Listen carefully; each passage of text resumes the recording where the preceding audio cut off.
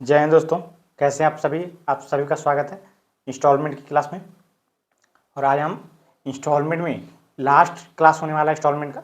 इसके बाद next class में हम नया चैप्टर शुरुआत करेंगे। तो आज हम इंस्टॉलमेंट की लास्ट क्लास को अच्छी तरीके से सीख लेते हैं, उसके बाद हम नए चैप्टर की ओर बढ़ेंगे। तो आइए देखते हैं इस क्वेश्चन को।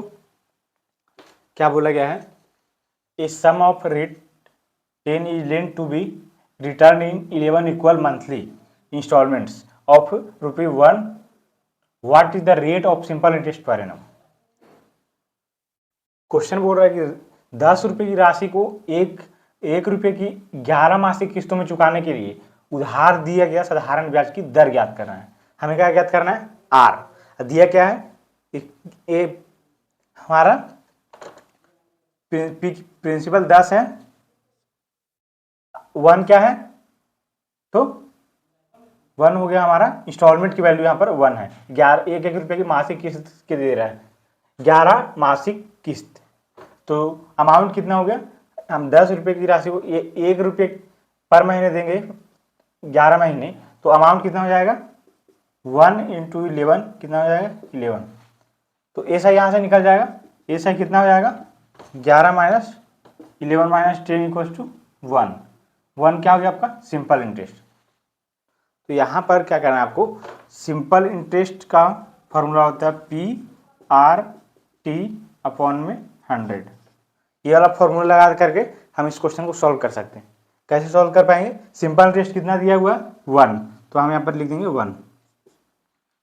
तो क्या ये इस PRT/100 एक बार आएगा, 1 रुपए की 11 मासिक किस्त बन रहा है। तो पहले जो है ब्याज कितना पर लगेगा, तो पहले ब्याज लगेगा 10 रुपये पर, उसके बाद लगेगा 9 रुपये पर, फिर लगेगा 8 रुपये पर, ऐसे करके 7, 6, 5, 4, 3, फिर 1 रुपये पर ब्याज लगेगा, 2 रुपये, फिर 1 रुपया लास्ट में दे दिया जाएगा। इस प्रकार से 11 रुपये वो चुका पाएगा। तो यहाँ पर R/1200 × 10 × 11/2। यहाँ पर ये लाइन जो है, जो मैं लिखा हूँ यहाँ पर, ये मैं कहता हूँ नहीं समझ में आया होगा। नहीं समझ में आया तो यहाँ से मैं आगे नहीं बढ़ूंगा जब तक आपको एक लाइन क्लियर नहीं हो जाता कि मैं ये कहाँ से लिखा है, ये चीज़ें क्यों लिखा है, तो तब तक मैं आगे नहीं बढ़ूंगा। तो इसलिए आपको इसको समझाऊंगा, आप चिंता मत करो। ये क्यों लिखा हूँ मैं, कैसे आया है, वो मैं आपको अच्छी तरीके से बताऊंगा, तब आगे बढ़ूंगा। जब तक आपको समझ में नहीं आएगा मैं आगे नहीं बढ़ूंगा, इसलिए आप चिंता करने की जरूरत नहीं है। एक एक करके मैं इसको समझाऊंगा, तो आप उसको देखते जाइए कैसे आया ये वाला लाइन। देखिए वो मैं यहाँ पर इधर समझा देता हूँ आपको। देखिए पहले ब्याज आपको कितना पर लगेगा 10 पर, 10 P हो गया। R कितना है, R है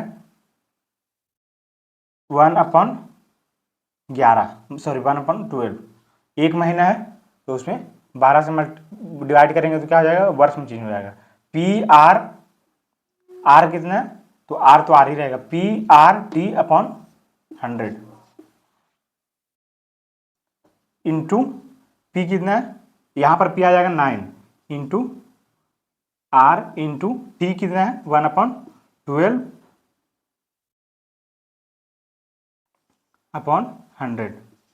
तो ऐसे करके यहाँ पर 10 का लिखा मैंने, यहाँ पर इंटू नहीं प्लस आएगा। यहाँ पर 10 प्रिंसिपल का, फिर 9 का ब्याज निकाला। फिर जब ऐसा स्थिति आएगा जब प्रिंसिपल 8 हो जाएगा, फिर 7 हो जाएगा, फिर 6 आ जाएगा, ऐसा करके 1 आ जाएगा प्रिंसिपल।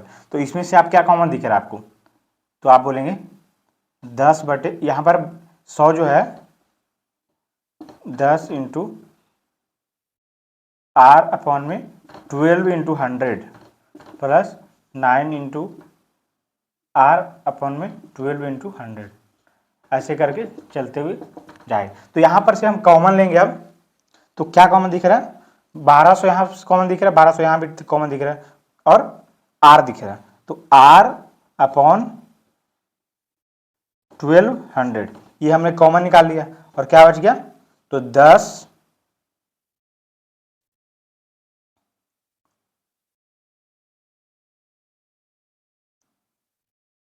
इंटू 11/2,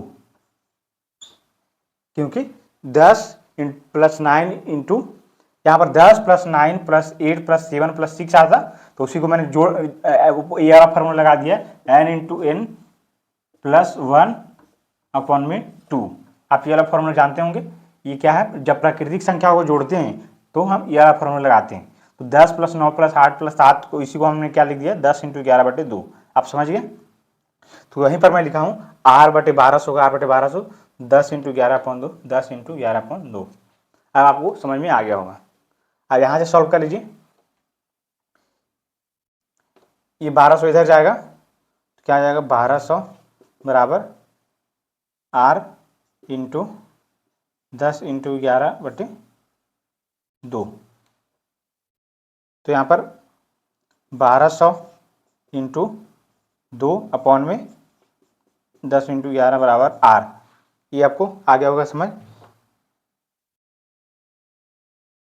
अब अपन क्या करेंगे, 10 से 10 कैंसिल, तो यहाँ पर क्या आ जाएगा, 240/11 बराबर r। r की वैल्यू क्या है, 240/11।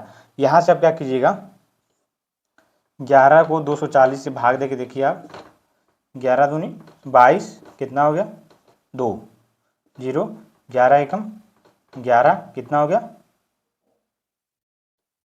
9।